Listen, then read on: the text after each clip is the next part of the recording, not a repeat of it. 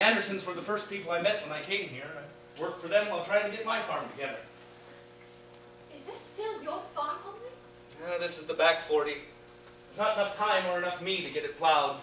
Hey, look at all the flowers. It's nice in the spring. They're beautiful. Can we stop a minute? Stop and just look? Oh. You want to take a closer look? Well, can I?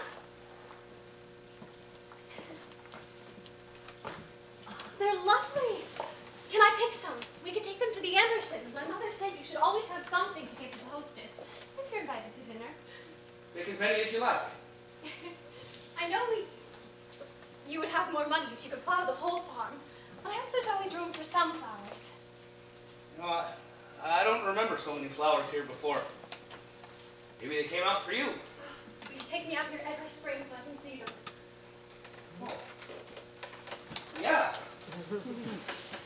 Well, I guess you'll probably have to take the train. Why? You know, when you're back in the city or living someplace else. Well, only. What? Never mind. Thank you for stopping. The flowers are beautiful. No. These are your flowers, I think. I don't remember them from before.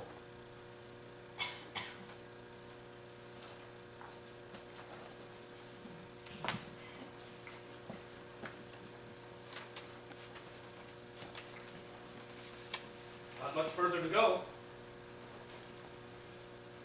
Is that the house? Yeah, it's a big one. But Anders Anderson is a good man.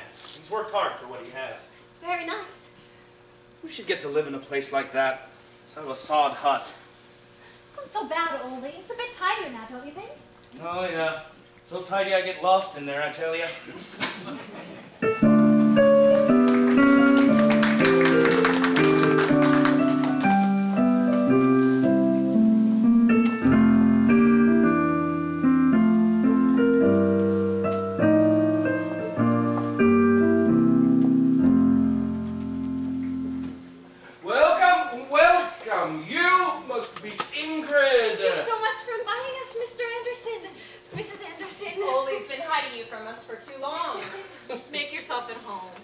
I know it's not a work day, Holly, but I want to show you where I fixed the barn. This is a lovely home, Mrs. Anderson. Oh, you can just call me Evie now, Miss Ingrid. Why does everybody call me that? It's not your name? It's just Ingrid, or so my parents told me. I guess that's how Oldie talks about you, so that's how I know you. But I can just call you Ingrid if you like. Thank you. I keep trying to get Oldie to do that. You say he talks about me? He's not a man of too many words, but he does talk about you. I wish he had a few more words in it sometimes.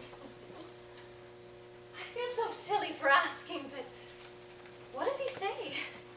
I think he's very fond of you, Ingrid. Hasn't he said something? Not really. Well, he took you in, didn't he? He did. I hope you won't think there's anything No, no.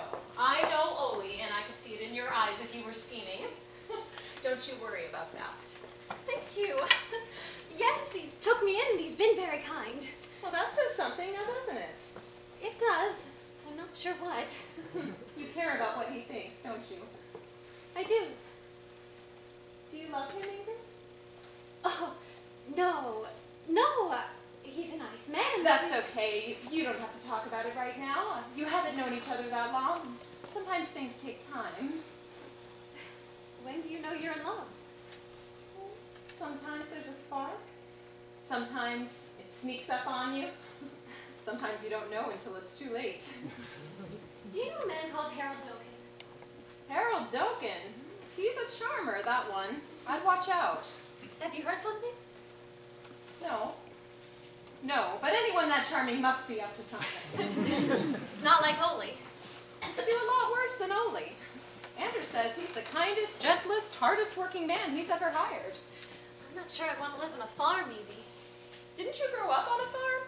No. My father was a banker in Bismarck. Oh, so you're a bit of a city girl, are you? A little, I guess.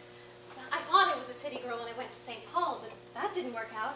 So I came back here and then that all fell apart. And now you're with Ole. Sort of. He's afraid to even touch me.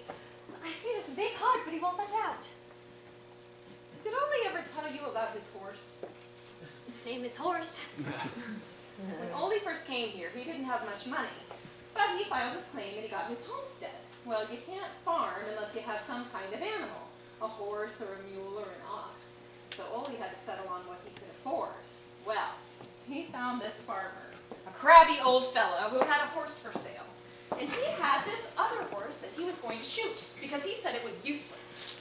It wasn't in very good shape, and the man admitted that he used to beat it to get it to work. Well, Ole, he said, I'll take that horse. And the man said, well, you can have it, just get it out of my sight. And Ole talked softly to that horse, and he led it away, and he walked it slowly all the way home, fed it and cared for it and nursed it back to health, and he won that horse over. And you see how